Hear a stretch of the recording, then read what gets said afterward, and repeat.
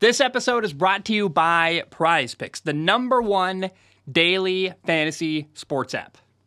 Oh my goodness. Good morning, good afternoon, whatever it is for you. I hope you're having a fantastic day. My name is Zach Schomler. This is Strong Opinion Sports, episode 617. Welcome in. Today we are talking all about fantasy football week 9. My team, the Single Pringles, we won again. The Single Pringles are really 3-0 since I changed the name. My team is now 5-4. I won 108.54 to 81.52. So I won 108 to 82, basically. And I beat 24/7 Ask ETN Season, who was, I think at the time, the #1 team in the league. I took down a giant. I'm very proud of that. Now, before we break down what happened, how it all went down, I got to tell you about today's sponsor. Prize Picks is the #1 daily fantasy sports app. Prize Picks allows you to make an entry based on player projections, and in 60 seconds, you could enter something like George Kittle less than 5 catches, A.J. Brown more than 100 yards receiving, and Jordan Love more than 2 interceptions. And if your picks are right, you can win money. Making picks makes watching games more engaging, and you could turn something like $5 into $50. And Prize Picks uses Apple Pay, so one of the ways you can deposit money into your account is using Apple Pay. Prize Picks offers quick and easy deposits and have weekly promotions that can lead to big payouts. For example, there's a weekly event called Taco Tuesday. Each Tuesday, Prize Picks discounts select player projections up to 25% to provide even more value. So put your skills to the test in daily fantasy. Go to prizepicks.com/CLNS and use code CLNS for a first deposit match up to $100. That's prizepicks.com/CLNS, code CLNS for a first deposit match up to $100. Prize Picks, daily fantasy made easy. And I realize I'm like waving around this thing. It's a, what do you even call this? It's the lid for my drink. It's actually just flavored water. It's like purple. I know it looks insane. I basically make my own Gatorade, for lack of a better term. And it's delicious, and I love it. And it's sugar-free, which is probably actually worse for me. I'm not really sure. Now, let's dive in. My starting quarterback this week was Derek Carr. Actually, let me tell you, my backup quarterback, Deshaun Watson, had more points. Deshaun Watson had 18.96 points. He was playing against Arizona. I just don't trust Deshaun Watson yet. I wasn't comfortable starting him. I started Derek Carr. It worked in my favor. He had 16.74 points, was 25 for 34 passing, had 211 yards, 2 touchdowns, also 3 carries for 3 yards, if that matters to you. Derek Carr, he did exactly what I wanted him to do. Every week I want Derek Carr to score anywhere from 15 to 20 points. That's all I expect from him. That's moderate. He's contributing. He's not losing me games. He's not winning me games. He's kind of a neutral in this fantasy football league, and that works for me. So Derek Carr brought in just over, almost 17 points, but 16.7 points. And Bryce Young, my opponent's quarterback, only brought in 12.02 points. He was 24 for 39 passing at 173 yards. A touchdown pass. Unfortunately, though, 3 interceptions on the day. That really helped me. He did have 5 carries for 41 yards, but I won the quarterback matchup this week. My running back, Zach Moss, had 2.6 points. He had 7 carries for 26 yards. Basically, that's nothing. That hurts my soul. And we're learning that, Jonathan Taylor's a feature back in Indy. And any Zach Moss success I had early on in the year is going to be probably very limited for the rest of the season, as he, again, is no longer the primary running back, or even barely a focus, it feels like, in the offense in Indy. Jerick McKinnon was my opponent's starting running back. He had 10.4 points on a carry for 2 yards. He also had 2 catches for 22 yards and a touchdown catch. He barely did anything. It's kind of funny. Like, I actually think that, my running back had more yards and touched the ball more, but his running back had a touchdown, so he got 10 points. Mine got 2. Whatever. You take it. I won the game. I'm happy. I don't have a gripe about it. Isaiah Pacheco, my number 2 running back, had 6.6 points. He had 16 carries for 66 yards, and the number 2 running back, for my opponent, James Cook, had 7.9 points. He had 6 carries for 20 yards and 4 catches for 19 yards. So Pretty average there, 6.6, 7.9. The running back, neither running back actually for either of us dominated, which actually is good for me because remember sitting out last week, Calvin Ridley, my receiver, and Jahmyr Gibbs, my running back, my number one incredible running back, had a bye week and wasn't playing. So I had to figure out something and find a way to, produce something at running back. And I'm just really lucky that his running back room didn't contribute a ton of points to the effort.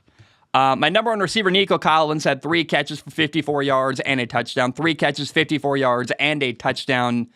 14.4 points is what Nico Collins generated. Adam Thielen was my opponent's number one receiver. He had 5 catches for 29 yards. Kind of funny, man. He chose to have Bryce Young and Adam Thielen in his starting lineup this year, and unfortunate for him. I also dodged another bullet. He had Keenan Allen on his team. Keenan Allen, his number 2 receiver, had 15.7 points. 15.7 points, 8 catches for 77 yards. As far as Keenan Allen goes, that's a pretty moderate day, so I dodged a bullet there. My number 2 receiver, Jackson Smith-Njigba, had 6 catches for 63 yards, brought in 12.3 points. You love to see it. That's great. And then my tight end situation is looking really good. Dalton Kincaid, my tight end, who I drafted, or I really believed he was going to be an awesome tight end in fantasy football. He has turned into that exactly. He had 10 catches on 11 targets for 81 yards and brought in 16.1 points. I love that. David Njoku, my opponent's tight end, brought in 12.6 points. He had 4 catches for 26 yards and a touchdown. But I feel like I had a huge victory here. Dalton Kincaid, a guy I drafted because I believed he would have a good year, has turned out to do exactly that, and you love that. Kareem Hunt, my flex player, had 14 carries for 38 yards and a touchdown. He brought in 9.8 points. Solid. That works. You love it. And Jaden Reed, the flex player for my opponent this week, only scored 7 points. He had 1 carry for 21 yards and 3 catches for 19 yards. Similar to me, a lot of my opponent's best players, Jerry Jeudy, Travis Etienne, Jaleel McLaughlin, the running back in Denver, had a bye week. Jared Goff, his quarterback, had a bye week. Amon-Ra St. Brown, his receiver, had a bye week. So basically all of his best players had a bye week. I really dodged a bullet with what happened schedule-wise for my opponent. That's part of why I was able to take out the number 1 guy in our fantasy football league this week. My defense was incredible. My number 1 defense, remember, I've got 2 on my team. I've got the Dallas Cowboys defense, and they're fantastic, and I've also got the Cleveland Browns defense, who, as far as scoring fantasy points, I feel like I've got the best of both worlds here. Depending on the matchup, I can pick one defense or the other, and they're fantastic. The Cleveland Browns played the Arizona Cardinals and a rookie quarterback, Clayton Tune. They brought in 24 points on defense for me. That's incredible. They had 2 interceptions. They allowed 0 points, had 7 sacks, a forced fumble, a fumble recovery. That's a huge swing for me. 24 points in my favor. My opponent's defense, Houston, the Houston Texans, allowed 37 points, had 2 sacks, 2 forced fumbles, and a fumble recovery. They brought in 2 points on the day. So, that's a 22-point difference for me with the defensive side of the football. That's awesome and really helped me win this week in fantasy. My kicking situation was kind of weird. Kaimi Fairburn, the kicker in Houston, got hurt. He scored 6 points, which isn't bad. He had a field goal of over 50 yards and an extra point. You love that. That's great. But he got hurt, and so he stopped scoring at a certain point, and it's unfortunate. I had to get rid of Brandon McManus, my favorite kicker, because he had a bye week and I needed a kicker this week. I brought in Kaimi Fairburn hoping he would score, and he just got hurt, scored 6 points. It's fine. My opponent's kicker, Evan McPherson, the kicker in Cincinnati, had a field goal and 3 extra points. He only scored 6 points as well. So it worked out okay. I survived. The kickers tied in score, but if my kicker hadn't got hurt, I would have scored way more, I think, because there were opportunities to kick in Houston, and they chose not to because they didn't have a kicker. And it's man, all right, that's some bad luck there for sure. Really nothing. I didn't, again, every player he had on his bench had a bye week, which is pretty interesting to me. I guess he had the Chiefs defense who did score 14 points. It would have really helped him instead of Houston. I don't know why he started Houston's defense against Tampa rather than, actually, no, never mind. I guess Kansas City played Miami. So why would you start Kansas City's defense against the high-powered Miami Dolphins defense? That makes sense to me now, I guess, now that I think about it and rationalize it. I want to also say something. I'm getting skimped somehow. I've got 1, 2, 3, 4, 5 players on my bench. You're allowed 6, but every time I try to add a 6th player to my roster, they make me drop someone, and I'm like, why am I the only person in our league who seems to not be allowed to have a sixth person on their bench? I don't get it. Every time I try to add a player in free agency, they make me drop somebody. That's how I lost my great kicker. I was like, why can't I add a player and again, I'm allowed 6 bench spots, but I'm only being allowed to have 5 because every time I try to add a player, they make me get rid of somebody. Doesn't make sense. It literally, if you look at a screenshot here, my bench has an empty slot that's taken up by one of a player on his team. Why is that? Why am I having a hard time being allowed to get a 6th player on my fantasy football team? I have no idea. I don't understand it. Regardless, the moral of the story this week is that your boy Zach won again. And the single Pringles, it's my good luck charm. I like being single? Not necessarily. Do I want to go on dates? Yes. Do I want to meet women? Yes. But is it okay because I'm winning fantasy football? That's the saddest statement anyone's ever said in their entire life. I'm winning at fantasy. Good thing I'm single. I don't know. Don't be desperate, though. Don't desperately date. Do your thing. Live your life the best you can. Next week is going to be really interesting in fantasy football. So again, I won. I'm 5-4. I have recovered my season almost entirely. Let me read you the standings, actually, before we do anything, because the standings are very interesting right now in fantasy football. Your boy Zach went from way down in the standings. I am now in 8th, which isn't great, actually. Better than I thought. But if the playoffs started today, my fantasy football team would be a playoff team. That's all I want. That's enough for me. I'll be happy there. First ever year in fantasy, make a playoff appearance. Not bad for your boy Zach, who didn't really know what I was doing, by the way, this year. Remember, I've learned a lot of lessons on this journey through fantasy football. The number 1 team in our league is Alvin and the Chipmunks, my buddy Logan. He's 7-2. Best record in the league, by the way. Great job, Logan.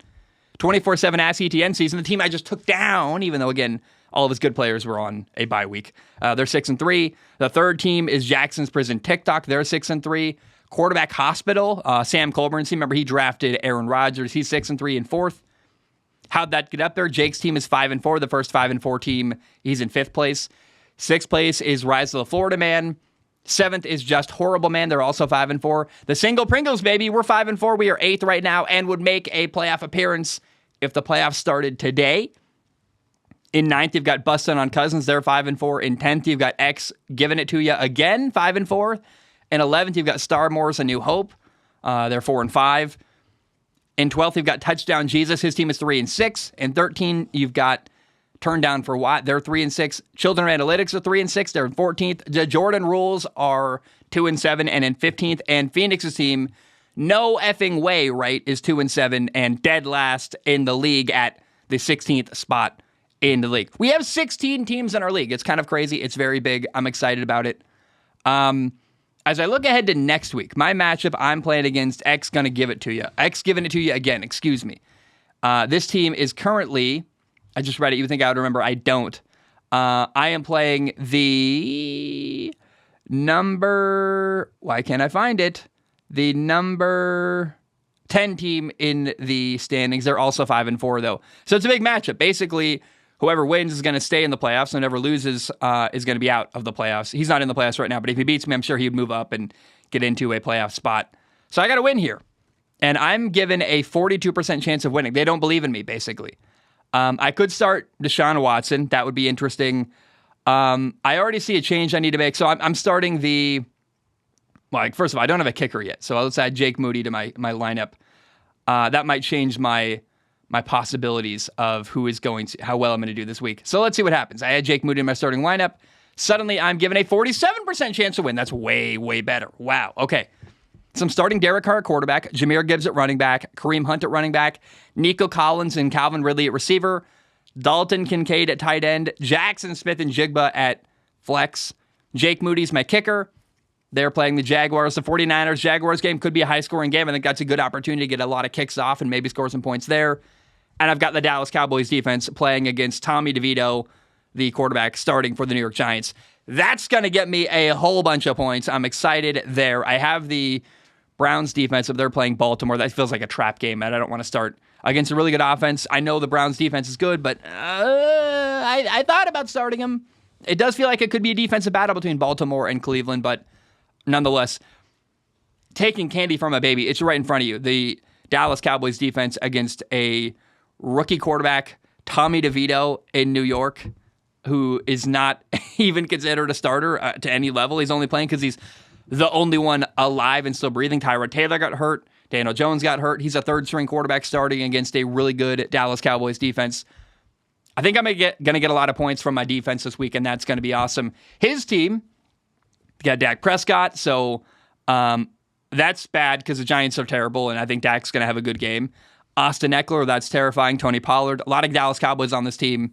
Tank Dell, a great player for Houston. That's going to be a shootout, I think, against Cincinnati. Michael Pittman Jr., receiver in Indy. He's got Kyle Pitts. Thank God the Atlanta Falcons have no idea how to use Kyle Pitts. That's good for me. His flex is Rashid Shaheed. His kicker is Cameron Dicker, who I just got rid of, but I couldn't keep because my stupid league won't let me have a sixth player going on. And his defense is the Colts defense playing against Indianapolis. I got a good shot here. I got a 47% chance of winning. I think they want me to start Deshaun Watson. They're giving Deshaun Watson a higher chance of scoring more points than Derek Carr. Derek Carr is playing at Minnesota. I don't know. I think Derek Carr is more likely to score 15 points than Deshaun Watson is this year. Again, this week, I guess. Deshaun Watson's playing against the Baltimore Ravens defense, who is really good.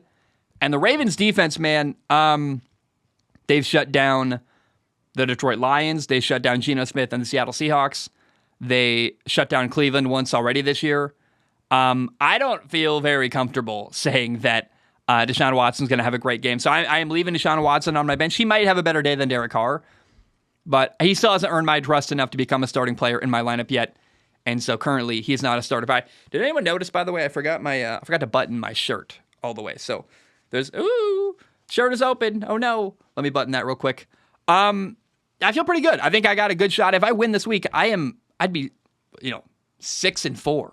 From my tragic, horrible start to where I am now, that's huge. I don't remember exactly what my record was to start. It was not good. I was at one time 14th in the league. Now I'm 8th and in a playoff spot. So I am moving on up. And if I win this one, 6-4, feeling real good. Really, all I have to have happen is Dak Prescott have a bad game, maybe Austin Eckler have a bad day, maybe the Patriots score a bunch of points against New England. Like a couple things go my way, and I'm sitting real pretty this week in this matchup. Let's look back to last week because some of the guys who scored really high, it was a weird week in fantasy. There weren't a lot of high-scoring players. C.J. Stroud was incredible. He had 41.8 points. He was a high-scoring player all week. Tank Dell, the Houston Texans receiver, had 29.6 points. He was the third highest-scoring player. The second highest-scoring player, if you want to call it that, for the entire week was the LA Chargers defense, who scored 30 points. That's wild. Also, the Dallas Cowboys had a huge game. Dak Prescott had 28.36 points. CeeDee Lamb, his number one receiver, had 28.1 points. And then Noah Brown, a receiver in Houston, 27.3 points. Basically, if you played football for a team in Texas, you are a high-scoring fantasy football player from last week because Dalton Schultz, the number 8 high-scoring player, was a tight end in Houston as well. It's insane, man. It really is. What happened this week was basically a lot of Texas football dominating this fantasy football league, and I find it interesting, man. Guys, this is why I want to announce a change here. The fantasy football episode next week is going to be folded into the main regular full show. First of all, I'm working a full-time job now. I don't have so much time. I don't want to be recording multiple nights a week for Strong Opinion Sports. I'd like to do all my recording at one time. And next week, by the way, we've got not one sponsor, but 2.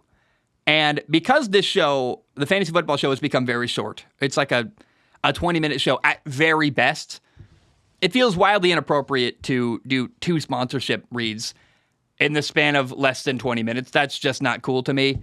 And on top of all that, again, I want to consolidate all my recording, do it all at once. So next week, the fantasy football episode will be tagged on at the end of the regular weekly show. It's going to become a segment on Strong Opinion Sports. I've been talking to people in the audience. I got mixed feedback on that. Some people wanted it to have its own show. Some people wanted it to be a segment on the show. Here's my thought process. It's going to be buried. It's not the right word there exactly, but I'm going to put the fantasy football segment at the end of next week's show, episode 618. If you want to find that content and seek it out, you totally can. It's there for you to listen to if you want it. And if you don't want to, you can skip it. That's at the very end. It'll be after the Patreon questions even. So I think that's the right way moving forward. And that's all I got really for Strong Opinion Sports episode 617. Guys, I love you. I appreciate you. Hope you're doing well. Life is good for me. I'm doing really well right now, actually. And on top of that, my fantasy football team is doing well. And I'm not going to lie to you. I think these episodes are more interesting when my team is doing badly, actually, because I'm sad and I have anger and rage about it. When I'm winning, I'm like, yeah, cool. It's funny how I don't care when I win, really. I'm like, yeah, nice. But when I lose, I really care. I find that fascinating. I hate losing more than I like winning, which is it's a true fact about me, I guess. I'm not sure what to do with that information, but there you go, guys. That's all I got for today. I love you. I appreciate it. I hope you have a great day. Hope you enjoy your life. And I will talk to you very soon, I guess really next week on Strong Opinion Sports episode 618. Sayonara, love you, and goodbye.